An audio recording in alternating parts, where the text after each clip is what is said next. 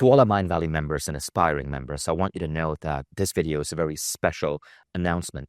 As the world is changing so rapidly, as people are jumping onto things such as Ozempic and Monjaro, we believe that is really not the right path. Mindvalley has been running a program called WildFit now for 9 years. And in 9 years, 150,000 people have gone through this program and transformed their health, lost weight, seen just incredible benefits all around. You can browse over 700 case studies and stories just on the Mindvalley website alone. Now, what has recently happened is because of economies of scale, we've been slowly bringing down the price of WildFit. This program was $1,500 when we first launched it. We took it down to $800, and now we've just included it in Mindvalley membership. So if you have a Mindvalley membership, even if it's a monthly membership, WildFit is now available to you completely free. There's nothing more you have to pay as long as you're a Mindvalley subscriber. And so in this conversation with Eric Edmeades, the founder of WildFit, this is a special message to all of you who are subscribers or who want to be subscribers and are battling with obesity or looking to lose weight or going through some health issue and are seeking an answer. I think you're really going to like what we're about to share. But in this conversation, what we're going to do is specifically talk about WildFit versus GLP-1 medications such as Monjaro, Ozempic, and Wegovy. And I think what you're going to hear here is really valuable. And I want to encourage you guys, since this is included in your membership, to try WildFit instead of going into one of these medications, which will cost you upwards of $11,000 to $12,000 a year and will require you to be on treatment for life. It is a horrible crutch. What I'm going to talk to Eric about right now is how to trick your body into thinking it's already taking one of these medications without actually taking the medication. And I think you're in for some really fascinating insights. So Eric, we need to talk about something that's absolutely blowing up right now. GLP-1 drugs like Ozempic, Wegovy, Monjaro, and these are getting really popular. But what you've said is that these drugs are often unnecessary because with the right training, one can generate the same biochemistry that actually serves to suppress one's appetite without the side effects of these drugs. Tell us about that. Yeah, I mean, simply put, we can trick the body into thinking it's already taking one of these medications. And the reason that we can do that is, well, these medications are tricking the body into thinking it's well-nourished. So it's just a matter of reversing that relationship. So what a GLP-1 medication does right now is it basically makes you feel like you've already eaten. It makes you feel like you're already full, and therefore it suppresses your appetite. And so it's very easy when you understand the nutrition and you understand the metabolic function to trick the body into feeling like it's on that medication. And that way you don't have to inject yourself and you don't have to have side effects and you don't have to have medication in your life. But let's back up for a moment. What is a GLP-1? A GLP-1 is a synthetic peptide. It stands for glucagon-like peptide 1. And basically what it's doing is your body normally, when it eats certain types of foods, produces a peptide that tells you that you're nourished. It tells you that you're full. A GLP-1 medication is a synthetic version of that. Now, the best way to describe it is when you're outside in the sun, you're going to make vitamin D and you're going to get a tan. If you live in a place that has no sun, then instead maybe you go into a tanning salon. But we all know that tanning salon is not producing the right kind of light. It's not so healthy. It's not as good as the sun. It's kind of like that. So now you've got this synthetic form of light. Well, the same thing here. We have this synthetic form of this peptide. So it goes into the body and it slows down your digestion. It lies to you and tells you that you're full when you're not. But then it also can make you feel a little nauseous. It can make you react badly to food. But in the end, though, what feels great about it is your cravings are suppressed. It helps to manage your blood sugar, even if you're not eating particularly well. So it does all these things that sort of in a fake way make things easier. The biggest thing is it reduces your cravings. And so suddenly you don't have to resist anymore, right? Like so many people spend their lives on a diet where they're feeling that they're resisting all the time. And now they get on a GLP-1 medication and they lie to their body. Their body goes, oh, I don't have to resist because I'm already full. Well, they're not. And of course, with any drug, there are going to be downsides. And so if we can do it without them, we should. So let's talk about those downsides. Now, firstly, GLP-1, a lot of people are saying it's working for them, but they're also paying somewhere along the lines of $11,000 a year. That's the average price in the United States, right?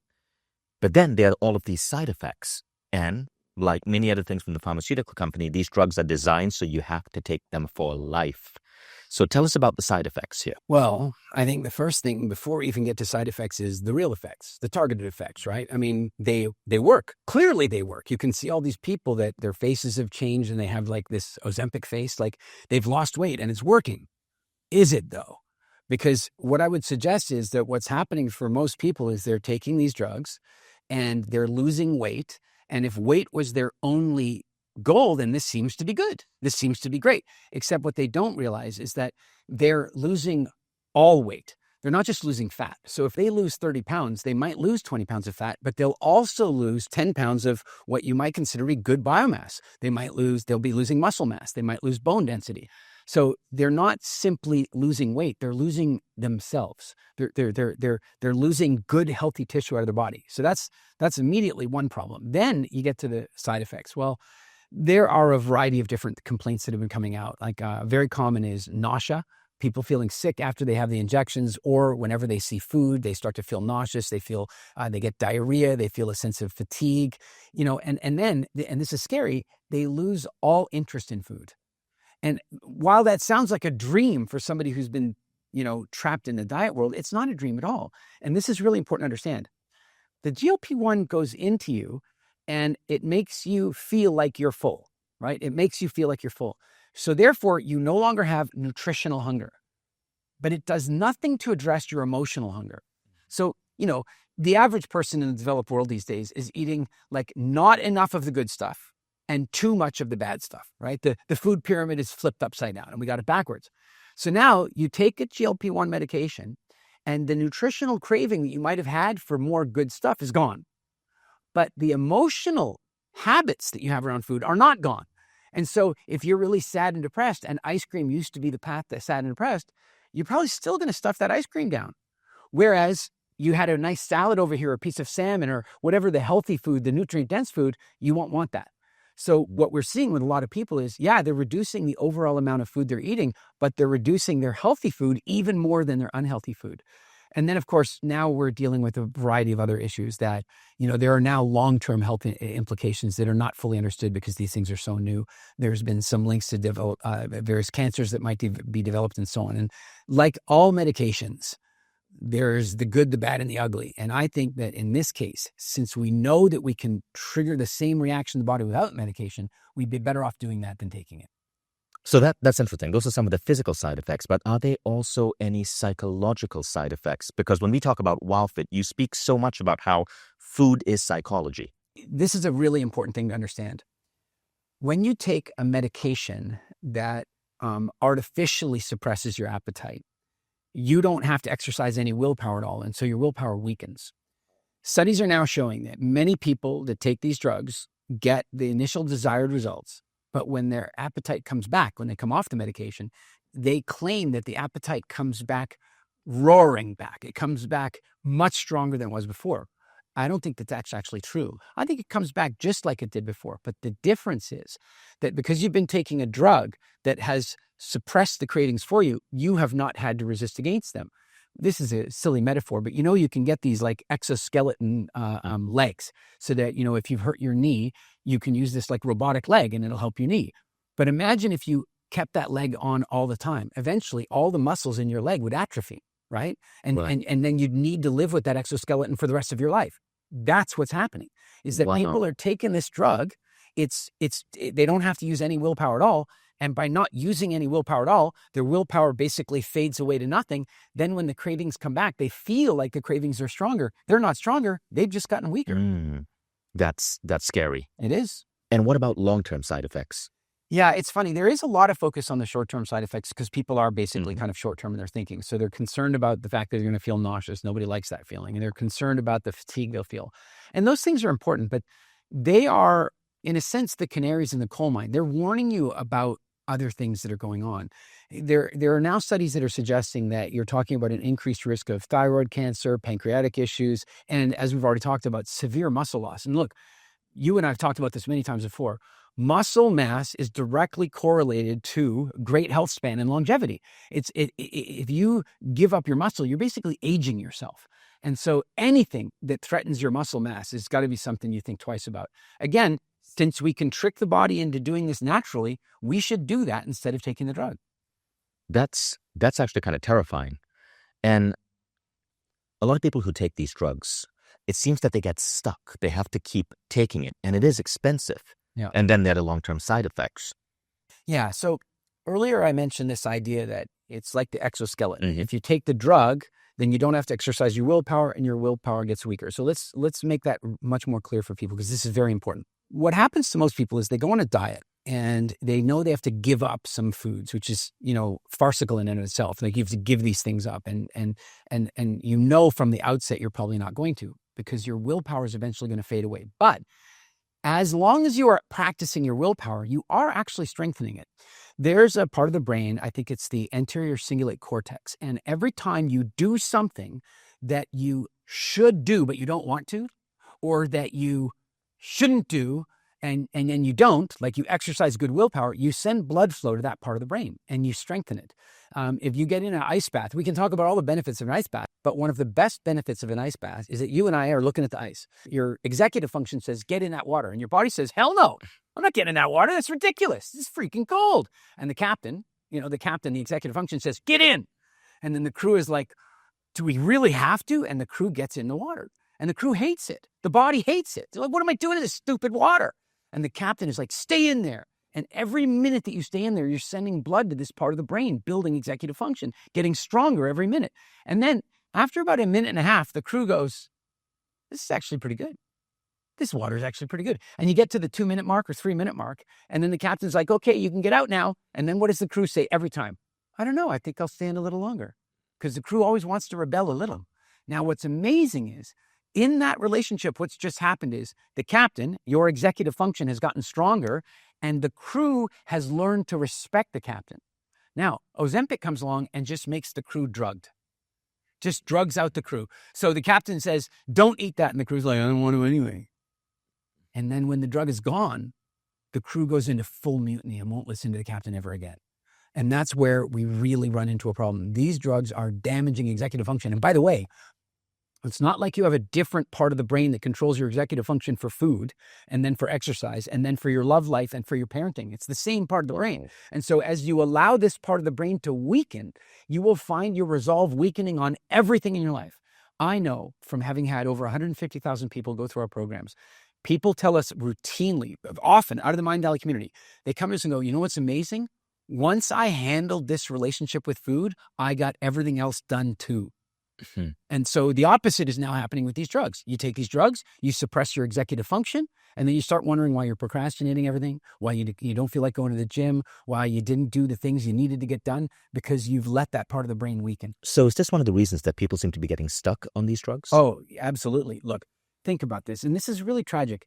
You have millions of people around the world that have been trying like crazy to lose the weight that the food industry gave them. And I mean that. The food industry gave it to them. It's not their fault. I know that we can talk about, personal responsibility, and they have a lifestyle disease. I'll tell you something. This idea of the lifestyle disease, that's an invention of the tobacco and food industry to blame you, the consumer, for their disastrous products. It was actually designed as a way of winning trials. You see, if you're a tobacco company and you're being sued for the damage your products did, you can try and manipulate the jury directly, but that's kind of against the law. But you know what else you could do?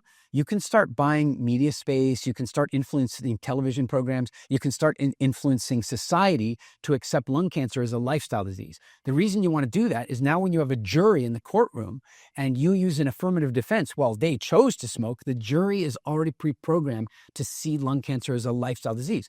So we have all these people around the world that are living with that same problem now with obesity and diabetes. It's a lifestyle disease. You did this to yourself. You didn't. You were tricked and manipulated psychologically and biochemically to eat the way they wanted you to eat. And so now here's the problem. People are spending millions and millions of dollars trying to lose weight. And then finally they get on one of these drugs. They get on one of these drugs and it works. And it works. It works. I mean, it works, except that what they're not seeing is, of course, the muscle loss that we talked about, the bone density loss. And then they're not told that it's a lifelong drug. They're told, no, you just take it for a few months. But then the few months are over. And then they stop taking the drug. The cravings come rushing back. Their executive function's been depressed, and the pounds come piling back on. Only now it's full fat pounds. So you went and took off muscle and bone density and fat, and now you put it all back on as fat. Your health has taken a massive slide, but now your ego gets involved. Your ego's like, you feel horrible. Your self-esteem is, I put on all the weight again. And the only thing I've ever tried that worked is the drug. And so I'm back to the drug. And the cycle continues. And of course, the longer you use it, the more the side effects become a concern and the bigger the health impacts that you have. Look, if somebody wants to take it, they can. But if you take these drugs without also behavioral modification, you're asking for a lifelong prescription to side effects. Yeah. If you take them alongside psychological support that would help you to change the behaviors that caused the problem in the first place, maybe then they can have a place. But since we know that you can create the same response in the body without the drug, why wouldn't we? This all sounds absolutely terrifying. I mean, after listening to you, I would never, ever want to do any of these drugs. If we decide that we're not going to go down that path of GLP-1s, how do we activate the same quality in our body? So if we remember that what a GLP-1 is a synthetic mimicry of a natural peptide that we make. And we make that peptide when we eat certain foods. And so what we want to do is say, well, wait a second now. What if we prioritize those foods? If we prioritize those foods that trigger that response in the body, it's like getting a GLP-1 injection without having to get the injection. So let's talk about the different types of foods. There are some foods that trigger the opposite response. There are some foods that make you hungry. Many years ago, I was on one of my adventures through Africa, and we were getting ready to go out in the morning, and I turned to the guide, and I was eating a banana. And I said, hey, would you like one of my bananas? He goes, no, thank you. And I was like, oh, why not? And he goes, it'll just make me hungry. And he was totally right, of course, because fruit is designed to do that. Carbohydrates are designed to make you hungry. So when you eat lots of carbohydrate foods, you stimulate your appetite. You make yourself hungry. We talked about that before. The reason that restaurants give you free bread at the beginning is to cause a blood sugar problem that'll make you have dessert. It's a beautiful trigger. On the other hand, there are nutrient-dense foods, certain like low-carbohydrate vegetables and meat, fish, and eggs and that sort of stuff for people who have animal products, to some degree, some nuts and so on, that will go into your body as nutrient-dense and tell your body, oh, I'm done. And your body will start producing GLP-1 for free. Mm-hmm. And you will not feel nauseous. You will not get diarrhea. You will not have a fatigue, and you won't be on the path to thyroid cancer or other, potential long-term side effect issues, because it is the natural GLP-1 that you are already, you're already a pharmaceutical company right there inside your body. You can make your own. Now, you also mentioned the concept of timing your meals. Mm-hmm. And breaking free from processed food. Two different things, but very much related to each other. Please remember, I know I sound like a conspiracy theorist, but honestly, most of the food that you find in the grocery store was engineered for profitability, not for nutritional availability, just the way it is. And so what that means is that the food is nutritionally empty, and the food is often full of stimulants, addictive substances, and appetite triggers. So there's a variety of foods that make us hungry. And I'm not saying we should never have them, but we should have them with a degree of consciousness. We should know exactly what we're doing. But now what happens is we also recognize there's a timing issue to this food. There's a timing issue to the way we eat. Now, there's this big fad about intermittent fasting and all that kind of stuff. What I would love people to think about is what we call ancestral food rhythms or ancestral food patterns. And it kind of works like this. Imagine that you and I are off in Africa with the Hadzabe people. And you got to come and do that trip with me one day, but we're going to go do it. But I'll tell you, let me ask you, imagine for a moment we've woken up. We slept the night under the stars. We've woken up. What do we have for breakfast? Nothing. Yeah. We have nothing for breakfast because we don't have a fridge and we don't have a pantry. We have nothing for breakfast. Right. You know what we end up eating for breakfast is our own body fat, because we have to get up and we have to go do some stuff. Mm-hmm. We have to go and get water. We have to go and get food. We have to go do some stuff. And so these days, people will call this intermittent fasting. It's just a natural ancestral food pattern. Right. Your digestive system does not want food first thing in the morning, or it does, but it does that by generating a craving that makes you move. And then as a result of moving, you start burning your fat, and then you get the food. But then the same thing happens at night. You see, so many people feel like they finished their last meal of the day and they just need a little something sweet to finish it off nicely. Yeah, no kidding, because your parents bribed you with dessert. If you don't eat your meat, how can you have any pudding? That kind of thing, right? Well, hold on. We've all been conditioned that way, but here's something really difficult about that. First of all, imagine again that you and I are with the Hadzabe people. We've been hunting all day. We've done 20 miles. The sun has gone down. We've eaten dinner. Now what? Are we going to eat anything else? No, there's nothing else to eat, and it's dark. We're not now in the dark going to go look for more food. Hey, would you like some berries? Let's go find some. Do you know why we're not going to go look for berries? Leopards. Leopards is why we're not going to go look for berries. It's nighttime, and so we're not going to eat. And again, this is an ancestral food pattern. We ate our final meal of the day. The sun went down. We didn't eat anymore. Your body loves to produce human growth hormone at night. But when you produce insulin, you break down your own growth hormone. And so you take away your beauty sleep for the night. So this idea of delaying your first meal in the morning and having your last meal cut off and not eating again for a few hours before you go to bed, it's been popularized as a sort of willpower-based intermittent fasting. But when you can get yourself into a natural ancestral rhythm like that, it feels totally normal. You know my Kirsten. Mm-hmm. She said to me, Eric, I'm a breakfast person. I have to have breakfast. And I go, that's a belief. That's a belief that you have. And she's like, no, I have to have breakfast. I said, all right, whatever. So we go off to visit with the Hadzabe, and we're there for like weeks. And we wake up one morning and there is no breakfast. And we head out camping, or we head out hunting, I should say. And we get out there, and we're now at about 10 or 12 miles. And I turn to her and I go, hey, Kirsty, how are you doing without breakfast? And she goes, never mind. And what she realized is that the reason we often feel like we need that breakfast is that our body is in kind of a dormancy when it's been sleeping. And it is by getting up and moving around that you wake it up and start releasing your glycogen, releasing your muscles. She now gets, you don't need breakfast that way. I'm not saying people shouldn't have it, but now let's go to the next part of that about the processed food. If you use those ancestral rhythms, but you're eating processed foods, it'll throw the whole compass off anyway. For example, you eat some garbage, sugar-infested processed food at night, and then you try not to eat before you go to bed. You won't be able to, because your cravings will come back, because the sugar is making you hungry. And so this is where what we really want to do is start the day with nutrient-dense foods and end the day with nutrient-dense foods. If you're going to eat the other stuff, eat it in the middle of the day, but start and end right. So final question for you, Eric. What would you say to someone who's thinking of taking it now? If somebody's thinking of taking it now, and I've had a lot of experience with this now, basically the world is made up of this population. People who will never take it because they're very skeptical of pharmaceuticals. Then there are people who are already taking it. And then there are people who are now already taking it habitually, and they're wondering how they're ever going to get off it. And then there are people that are thinking about taking it. And they all have slightly different viewpoints. The people that are already on it are almost always asking, how am I going to get off this? And the people that haven't started taking it yet are wondering, is there a way I can avoid doing this? And the answer to that in both cases is yes. And here's what I mean. I would suggest to anybody that prior to commencing, that what they want to do is go through our program, because we will, by week 6 or 7, have triggered the response in their body, and they will feel it, they will know it, and they'll realize they never need to take the drug again, and they've avoided the whole thing. So if they haven't taken it yet, that's my request of them. If they're on it now, what I would suggest is that you speak to your doctor before the program starts and tell them you would like to begin weaning off it. But wean off it slowly, really slowly while you're on the program. And here's why it's so magical. Here's what's going to happen. In the first couple of weeks, we're going to work on psychology. So we're going to be building up that executive function. We're going to be building up that sense of knowing yourself in your relationship with food. Then you're going to start to wean yourself off it. So as the cravings start to come back, we're going to be there with you, helping you, like a spotter, helping you lift weight that's a little too heavy. And each week, as you wean a little further and the cravings get a little stronger, we'll be there, lifting the weight with you, helping you and spotting you so that you build the strength yourself.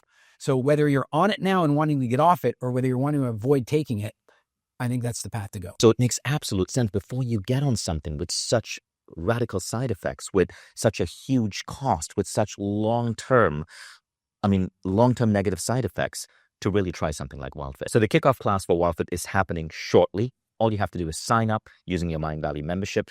And again, it's a 90-day program. Commit to doing it now. Look, some of you may have exams coming on. Some of you may be going through stuff, busy periods at work. WildFit isn't going to impact that. In fact, if anything, what you're going to find is that you get better mental clarity, better focus, you're sleeping better. The effects start happening before the end of month 1. You start noticing all of these positive effects. In my case, I think by month 2, I just started melting off extra fat. And then between month 2 and month 3, that's when my whole body fat percentage shifted from 22% to 14%. Eric, that's amazing. So firstly, thank you so much for comparing Ozempic and GLP-1s with WildFit. Learned so much from this conversation. Appreciate you.